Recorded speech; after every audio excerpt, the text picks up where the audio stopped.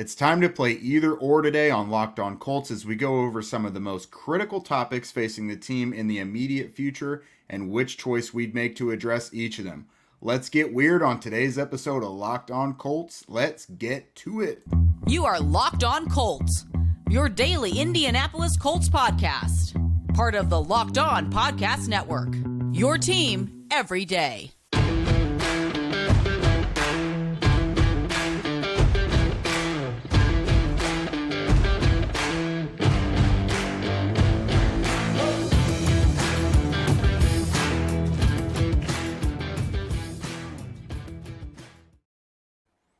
Thank you all for tuning in and making us your first listen of the day. This is your daily podcast covering your Indianapolis Colts, part of the Locked On Podcast Network, your team every day. Today's episode is presented by Prize Picks. Prize Picks is daily fantasy made easy. Just pick 2 to 5 players, and if they score more or less than their stat projections, then you can win up to 10 times your money on your entry. First-time users can receive a 100% instant deposit match up to $100 with the promo code Locked On. That's prizepicks.com, promo code Locked On. I'm Jake Arthur. That is how I say my name. He's Zach Hicks. You know the two of us from horseshoehuddle.com. Today we're going to tackle some topics of the Colts' next head coach, their next quarterback, and then some of their impending free agents. And then we're going to tell you what we would do about a few specific scenarios involving each of those. So Zach, you gave me some good ones here. I'm really looking forward. We'll save the best one for last on the coaching part. But we're gonna get started here with Eagles offensive coordinator Shane. Is it Steichen? Yes, Steichen. Okay. Shane Steichen. Yep. Shane Steichen or Detroit Lions offensive coordinator Ben Johnson. And before I start, I think you and I are both pleasantly surprised with the slate of candidates we've heard that they're interviewing. I thought we would be a little more grim, but so far I'm into it. Yeah, Derek Schultz and I were talking about it yesterday on the show about just, we were scared that the Colts were going to go to the candidate type that's going to be all rah-rah guys, only rah-rah guys, the opposite of Frank Reich, anti-analytics, run the dang ball, stuff like that. We thought they were going to go really heavy into the old school football. But instead, we've seen a Chris Ballard-led search where it's been young upcomers. It's been analytically heavy-driven guys. There's been guys like Steichen, Johnson, Ajiro, Avero, who are at the top of the game when it comes to what they're doing. And then even some guys with experience like Raheem Morris, who we're going to talk about as well. So very, very pleasantly surprised. And we're going to make things difficult for ourselves here on today's either-or edition of talk about these coaches. But yeah, Shane Steichen or Ben Johnson. I think if you were to ask me all offseason, like my top 3 coaching candidates just for any team this offseason, it would be Shane Steichen, DeMeco Ryans, and Ben Johnson. Like those would be my top 3 guys. So when it comes to talking about Steichen versus Ben Johnson, that's tough for me. I don't think you could go wrong either way. I'd probably be doing front flips for either one of those guys. It really depends on kind of what you value in your play caller type coach. If you are looking more for the guy who can help a mobile quarterback in the quick passing game and kind of get the most out of just spreading a defense wide and attacking the inside, that's all Shane Steichen. Shane Steichen has done a phenomenal job with Jalen Hurts, has really developed that offense to the point where it's one of the best in football. You have some numbers right there that you'll say in a second. And I think he's done a great job in that new age of just speed and spreading everything out. Then Ben Johnson is one of the most diverse and just awesome to watch run games, just powerhouse running game, running it right down your throat. But also there's a vertical passing game element behind that too. So I don't think you could go wrong either way. Shane Steichen probably has a little bit more experience, but Ben Johnson, if you want rah-rah guys, he's working under Dan Campbell, probably knows a little bit more about the rah-rah stuff. I probably would slightly lean Shane Steichen, very, very slightly. But either one of these guys I'm doing front flips for. Yeah, you said that perfectly. There is literally no wrong answer on this one. You look at what the Eagles have done with Miles Sanders, for one, having a breakout year of his own finally. Jalen Hurts coming into his own, an MVP candidate. They're getting the most out of their guys. A.J. Brown, awesome season. Devontae Smith, awesome season. Dallas Goedert, like that offensive line, awesome. That's an offense that's clicking on all cylinders. And you look at an offensive coordinator like that and you could say, what are they doing wrong? Because it's really Right. hard to identify. As for the Lions, they are squeezing every drop out of that fruit there. You got an offense led by Jared Goff that is number 4 overall and number 5 in scoring.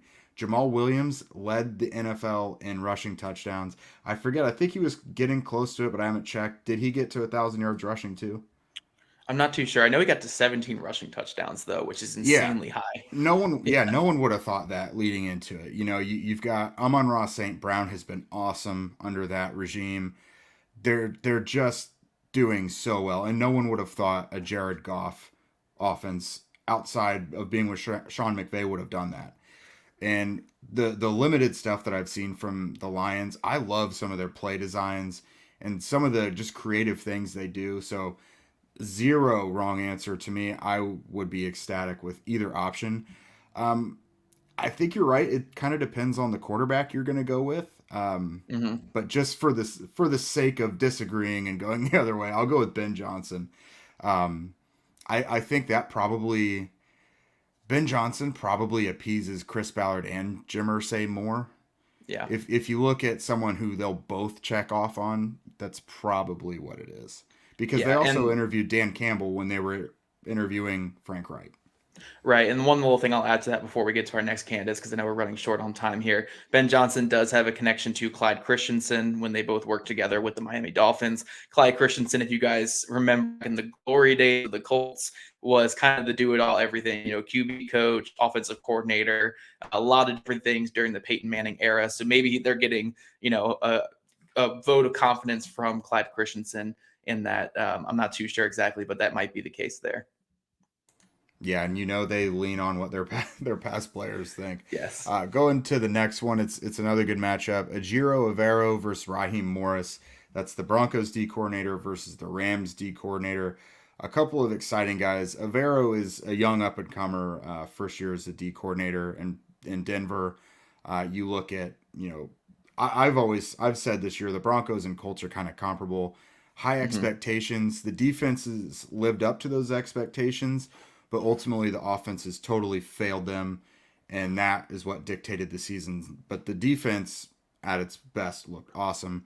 Raheem Morris, the Rams obviously had a down year, but they also just came off the Super Bowl the year before with an awesome defense led by Morris. So Yeah. I don't know. What do you think on this one? So this one's actually a more interesting debate for me because it is two vastly different candidates. One, you got Avero, who is an up and comer, who is one of the top guys at what he does, which is calling a defense and being unique with it. He's probably at the forefront of this new Fangio quarters thing that we're seeing around the NFL. Like he's the poster child for it. So we're seeing a lot of good things from him, and I think he would be able to bring just an amazing defense to the Colts. Raheem Morris, though, is more of that veteran guy who's been around the league since 2002. He's been a coach in the league. He's had a head coaching stint before. He's had an interim head coaching stint before. And while they weren't super successful, he does have experience leading men and being that leader of men. And he could probably build a stronger staff than Avero. He is more equipped to be that. I'm going to let my coordinators do their thing because I'm going to bring guys from the Shanahan tree or the McVay tree or the Dan Quinn or Monty Kiffin type tree to be defense. He could build a really, really strong and experienced staff and just sit back and be the motivator, rah head coach that we think the Colts might want to go for. So I could be talked into either way. Personally, though, Raheem Morris was a coach that I've just loved for a long, long time. He worked with Washington back when I was a Washington fan and really close to that team. So my heart says Raheem Morris. My head says Avero. So I'll lean Raheem Morris just a little bit here. Just again, I love the staff he could build, and I just have such a soft spot for him as a guy and as a coach. But again, I would not hate either one of these options here for the Colts. Yep, another one where there's no wrong pick. I think I also would lean Morris as well for a lot of the same reasons you said. He's already got those connections around the league, and he has the experience. This obviously patience is wearing thin from Colts ownership. And how much of a leash does Chris Ballard have anymore? I think Morris is probably the safer bet, but also still offers a ton of upside. He's learned a lot, I'm sure, since his days as the Buccaneers head coach. He's worked with a lot of great players. He obviously has won a championship. That offense was great, but that defense was awesome as well. So I think I'd feel a little more safe with Morris, but totally willing to roll the dice with an up-and-comer like Avero. He has shown that he's really Avero. Either one you say. Can't get these names right anymore. Yeah, Avero. He's shown that he can run a unique defense and be very successful. I forget what the stat was. I think if the Broncos offense could just score like 18 points or something, that they would have had like an awesome record because of Evero's defense holding opponents to such crappy offensive performances. We saw that Colts, what was it, 12-9 or something? It was the field goal game in overtime. We saw that defense up close and personal. So really no wrong option there. Yeah, for sure. And then our last one we have here before we have to get into our next segment here, because I know we like to run things a little long, but Jeff Saturday or Bubba Ventrone. Now, this is the only one I think where there is a wrong answer. The wrong answer by far and away is Jeff Saturday. Bubba Ventrone, guy who's been in the league for a long time, who's coached in the league for a long time, who has the trust of Chris Ballard, who's the guy who Chris Ballard really would want to be the head coach instead of Jeff Saturday. And we've seen what happens with Jeff Saturday as a head coach in the interim, at least. It was really, really bad. So, yeah, I don't think this one's even somewhat close. I think Bubba Ventrone is the easy answer here. No, if you ask anyone not named Jim Irsay, I think there's an easy answer. Ventrone should have been the interim coach. People inside the building wanted him to be the interim coach. He has had relationships with those players since 2018. Being the special teams coordinator, he's worked with pretty much each unit of the roster. He has relationships with those guys. I've personally talked to several players who want to play for a guy like that. They love what he brings. A lot of the things the Colts like about Saturday, Bubba does, he brings the same thing. Former player, holds guys accountable, high energy, but, he's not going to give guys a free pass. He demands things to be run cleanly before you can move on to the next thing. Right. And, yeah. But Bubba in a landslide for me. I wrote about him this morning, and Zach's wrote about pretty much all these guys that we've talked about so far. So definitely go to horseshoehuddle.com. But before we move on and talk about our preferences on certain quarterback options, we want to tell you guys about our friends over at betonline.net, which is your number one source for sports betting info, stats, news, and analysis. Get the latest odds and trends for every professional and amateur league out there. From pro football to college bowl season to basketball and the World Cup, they've got it all at betonline.net. If you love sports podcasts, then you can even find those over there as well.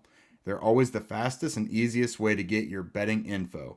So head to the website today or use your mobile device to learn more. BetOnline, where the game starts. And guys, we're also really excited about our next sponsor of today's episode, the mobile game Ultimate Football GM. If you've dreamed of becoming an NFL GM and managing your football franchise, then your dreams can come true, and this game is definitely for you. Manage every strategic aspect of your team, play through the season, and lead your team to glory. You're responsible for hiring the right coaches, trading players, making draft picks, navigating franchise through the offseason, and all the ups and downs of a season. Don't be like Jake. Don't get fired. Just keep rolling through it and do the best you can to turn the Colts around. I broke the game, I'm pretty sure. I haven't been able to play it since I got fired.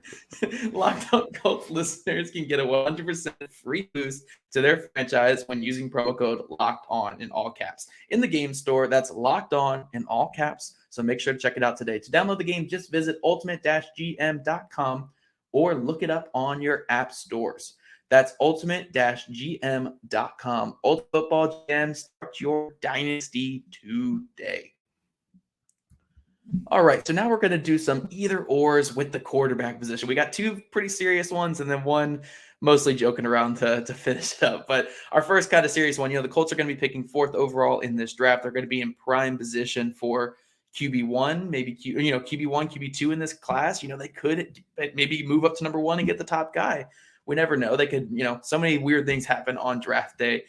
So we're going to start with the top 2 guys, Bryce Young or CJ Stroud. Now, Jake, I know you're not as knee deep into draft season as I am, but from what you've seen or heard about either of these 2 guys, which one more appeals to you? Yeah, this one is tough. And I'll tell you the main issue I have right now is just Bryce Young's size, because I think that's what NFL teams will have the same issue. Um, he's sub 6 foot, I think, probably under 200 pounds. Is that right? Yeah, I think the early estimates are going to be 5'11", 6 foot, and then like 185 at best. So let's just say he's got Kyler Murray's size, essentially. And I mean, Kyler Murray's size hasn't been the issue. He's been banged up to me. Like, he tore an ACL, which really doesn't have much to do with his size. So far, other than not having the vision to be able to see over things over the middle of the field, it's not much of an issue. So I think if you think Bryce Young is the guy, you got to go get him. Yeah. But do I think CJ Stroud is probably the safer guy? Probably. I think he showed a little bit from what I've seen in the playoffs and such. He can move around. He could be deadly pinpoint accurate. He's played with some awesome talent. So if you give him weapons, you know what it looks like, and the offensive line as well. Bryce Young, I'd be on board with them if they see him being the guy and they want to trade up to 1 to go get him. I'm okay with that, because I think you roll the dice on that, and if you win, if that hits, then you have an awesome player. CJ Stroud, you may be settling just because you're scared of Bryce Young's size. Yeah, for sure. I think either one of these guys that could be talked into.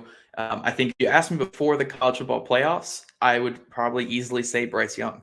I felt a lot more comfortable off of the tape from this past season saying Bryce Young is the better prospect, even with the size concerns. But CJ Stroud showed something that, we haven't seen since maybe early in his freshman season, was how well he was able to move within and outside of the pocket against Georgia. I don't know where that CJ Stroud was the entire season, because the CJ Stroud I saw on film all year was a guy who struggled with pressure, a guy who made panic decisions under duress, and who really didn't look like he had that great of an arm when he was on the move, because everything just looked so panicked when he was outside the pocket. You get that Georgia game, and it was one of the best college games I've seen from a quarterback in a long time. It looked like Joe Burrow back in that legendary 2019 season. It was a phenomenal game. Yes, there were still some low lights when he was under pressure, but for the most part, CJ Stroud looked like an awesome quarterback prospect. So either one I'm happy with. I would still probably lean Bryce Young slightly, but I think CJ Stroud closed that gap quite a bit in that college football playoff game. Now, the next group of guys that we're talking about, either or, Will Levis or Anthony Richardson, both very high ceiling prospects that have very, very low floors. If you go to the trial thinking of how you evaluate quarterbacks. But Jake, who do you like in this prospect battle here between Will Levis and Anthony Richardson? Yeah, luckily I've had the luxury of listening and reading your work on those guys. I think I'm going to say Richardson, and with an extra wrinkle is that they could slide down a little bit and probably get him as well. You got to be careful with that, though. Yeah, be careful. Stay in the top 10. But if you add another day 2 pick out of that or something, that's extra gravy right there. But no, his ability to run the ball, and you're going to have to wait and play catch up with the passing, of course, which probably means you might have to get a bridge quarterback, but that upside is deadly. I think that's something I'd be willing to bet on. Yeah, no, I think it's dangerous to say this. It is. It's dangerous. We warned about it in 2018 when it was happening. But if you look at every single thing that led to success with Josh Allen, Anthony Richardson is set up the same way. Similar final year stats, similar inexperience, similar arm, similar inaccuracy issues, similar mobility. I really think if you have faith in your coaching staff and you have faith in your process and faith in developing someone, Anthony Richardson can be a top 10 quarterback in the NFL, maybe a top 5 quarterback. He's that talented, but it's going to take a bit. It's going to take a minute. You gave us a poll quote for the episode right there. That's true. I know he's such a polarizing player, and so many people will go back and forth. I know the comments will kill me because I know a lot of our comments on here have been Anthony Richardson's not an NFL quarterback at all. You guys have been very adamant on that stuff. But yeah, no, I think Anthony Richardson has really high upside, but I also like Will Levis. I've said this multiple times. Will Levis is a guy where, yes, you get shades of Blaine Gabbert and Carson Wentz and Jake Locker because you just see these big white quarterbacks that have strong arms and bad accuracy and oh my gosh, all the busts that we've seen with that archetype. But Will Levis, one thing that stands out a lot to me and why I really like him as a person, as a player, is that we saw a very different quarterback from his time at Penn State, where Penn State, he was a wildcat backup quarterback to Sean Clifford. He spends a whole offseason before he goes to Kentucky with a biokinetics mechanics expert up there in Canada, reworks his entire throwing motion, adds a lot of torque in his hips into his upper body, and comes down to Kentucky and he's throwing nuclear passes down the field. Looks like one of the most gifted arms ever. He drastically changed an aspect of his game that was perceived weakness before. That's something you don't see from a lot of young kids. So I do really like Will Levis as well, but I am going to lead Anthony Richardson here. I really like Anthony Richardson. My last question here is, it's a fun one because I think there's no right answer with this last one that I sent you. So Stetson Bennett, 4th overall. So that way it's not like an easy, okay, like we're not giving much for him. Stetson Bennett, 4th overall, or another washed up veteran quarterback like Matt Ryan or Carson Wentz. Jake, which of these torture methods are you picking for yourself? The electric chair. Thank you. Yes. No, I obviously this is a joke, but at number 4, if you take Stetson Bennett, you should be thrown in the federal penitentiary. Look, we'll say this. Stetson Bennett, great college quarterback, athletic player, good accuracy. He's Bryce Young's size, though, without the arm talent. Like, we're talking about Bryce Young's size. Like, Stetson Bennett's like 5'10", like 190, 180. Like it's like the same thing. So, yeah, Stetson Bennett, fine, late day 3. Number 4 is ridiculous. But I wanted to see. Didn't he stiff someone on a tip, though? Like, someone also posted a picture, like he stiffed a waiter on their tip. Oh, I don't know about that. That might just be fan bases he probably joking doesn't, around. Well, he probably doesn't put his shopping carts back either. It's like, you just can't have that. That's not good for the Indianapolis community. Definitely. But I wanted to see how far you guys would go to not have another veteran quarterback. So let us know in the comments. Stetson Bennett at number 4 or another year of Matt Ryan. Let me know which one you guys prefer. I want to hear those responses bad. Yes, for sure. Oh yeah. All right. So before we finish up, we want to tell you about our friends over at Built Bar. Looking for a delicious treat but don't want all the fat and the calories? Then you gotta try a Built Bar. What makes Built Bars so good? Well, for starters, they're covered in 100% real chocolate, which is awesome. That's right, real chocolate, and they come in unbelievable flavors like churro, peanut butter brownie, and coconut almond. The latter, maybe not so much my choice, but the other ones I'm down for. I'm not sure how Built does it, but these bars taste like a candy bar while maintaining amazing macros. And what's even better is they are healthy. Only 130 calories and 4 grams of sugar with a whopping 17 grams of protein. Head your nearest Walmart or Sam's Club to get a box now. You can thank us later. Okay, so our final either or section deals with some free agents, both inside and out of the Colts organization. So the first one, a couple useful players here for the Colts, but not guys you can't live without. But still, a couple guys very much worth bringing back. You've got defensive end Yannick Ngakoue or wide receiver Parris Campbell. Who are you taking? So I want to add a stipulation to this because I know a lot of people are going to look at Spotrac and be like, oh, it says you can get Parris Campbell back for $2 million a year. That's not happening. No, you cannot. He just had, I think, like 650 yards and like 5 touchdowns. Like he is not going to be back for just $2 million in this wide receiver market. So let's add this stipulation.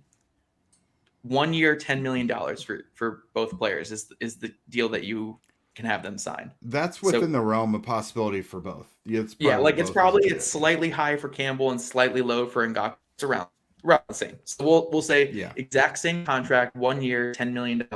Who you taking, Parris Campbell or Yannick Ngakoue? I'm signing Parris Campbell.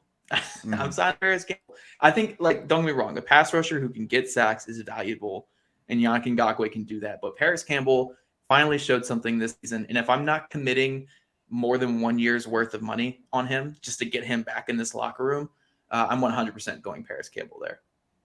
Yeah, same here. I really like what Ngakoue brings. You know, he's going to give you the 8 sacks a year. You never know how they're going to come, but he'll get you there. But no, Parris Campbell, you've been waiting for what happened this season, basically. 17 games. I thought he was one of their more consistent players. I think he's only like 6'1", so like you don't think of him as the big body type, but he attacks the ball he's going to give it an effort on every ball you throw him. Obviously, great after the catch. His speed is still there, even despite all the injuries. Generally sure-handed. I'm all for it. Bring Parris Campbell back. Absolutely. Absolutely. Our next one here is a cut either or. So 2 contracts that I think a lot of Colts fans would like for Colts to move off of, I think, in the near future. Kenny Moore II, slot corner. Would you rather cut him or Ryan Kelly, the center? Where I think Ryan Kelly, it's like a total of like nearly $5 million in dead cap over the next 2 seasons. Kenny Moore, there's 0 dead cap if they cut him. So that adds a little wrinkle to this. But Jake, which one are you taking in there? Who are you cutting? Honestly, there's the reason they're both on here is because there's a good case for either of them. But I think I'm gonna do it with Kenny Moore. Yeah. Honestly, I think he just needs to be freed and get a fresh start. I was there in the locker room. We were talking to him on Monday. He was very reflective and seemed like a guy who was reflecting on the end of his time in Indy. That's not a guarantee because, I mean, he still has a year left. But I just get the impression that he would love to play for Matt Eberflus again. He holds him in high regard. Just let the guy go, be happy again, regain the spark he had, and just put him back in a system that he flourished. Yeah. I love Kenny Moore II, one of my favorite players. You guys obviously know that, but I do think it's time to move on, especially it can be done with 0 cap. Maybe it's a trade this offseason for like a day 3 pick, but yeah, I get it. And it's also easier to replace a slot corner than center. Even if Ryan Kelly's playing like a below average center of late, that's a lot harder to find than a slot corner, even a slot corner of Kenny Moore's ability. It's just, we're seeing undrafted guys, Tavares Thomas down in Houston, Michael Carter II with the New York Jets, like a lot of guys coming out of nowhere to be decent slot corners. So yeah, I'd probably lean Kenny Moore II here, which is tough, but yeah, I'd probably lean that there. But our last either or that we have for today's episode is free agent related. Who would you rather sign? Now, you actually have some players listed here, so I'll let you read the players off with it. But sign a starting wide receiver in free agency or sign a starting right guard in free agency. Which one are you going, Jake? Gosh. I really don't care if they do either of these. I'll be honest, because I think like the guys they have, I'm okay with. You've got some options at receiver. Like Alan Lazard, Juju Smith-Schuster, Jacoby Myers. Nothing terrific. Right. some serviceable guys who are pretty much on the level of guys they already have. Right guard though, we both like Will Fries. He's improved a great deal.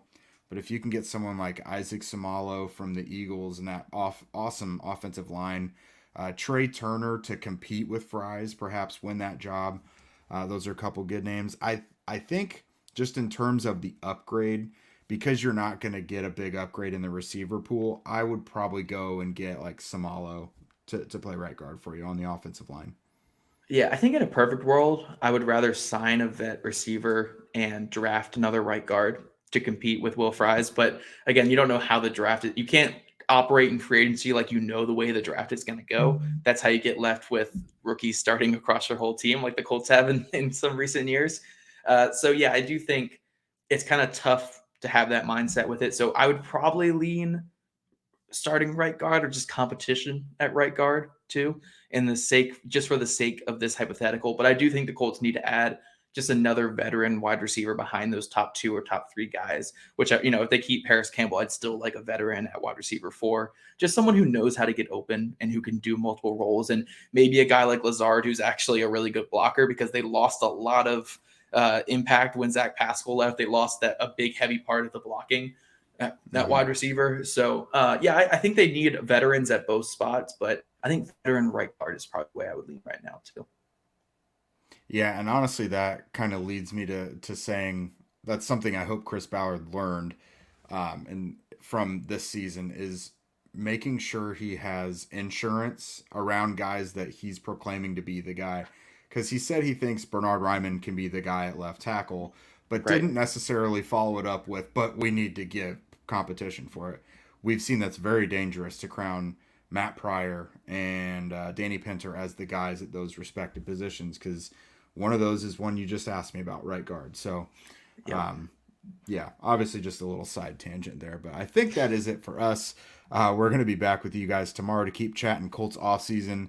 There's obviously new Colts head coaching rumors coming out all the time. We are working feverishly here at horseshoehuddle.com to bring you guys updates on that. So stay tuned, and we'll obviously give you the latest here. Yeah, make sure you guys are following us on social media at Locked On Colts, at Jake Arthur NFL, and at Zach Hicks 2 on Twitter. Also, subscribe to the Locked On Colts podcast on YouTube or wherever you get your podcast. We'd also love your guys' ratings and reviews. You guys have been great lately. You guys over 2,000 subscribers on YouTube, which is awesome. Thank you very much. And let's keep going to those next milestones. And thank you guys for making us your first listen of the day. For your next listen, check out the Locked On NFL podcast, bringing you the local insights that you love, the national spotlight with daily conversations on the biggest NFL stories. Locked On NFL, available on YouTube, wherever you get your podcast. We'll see you guys tomorrow.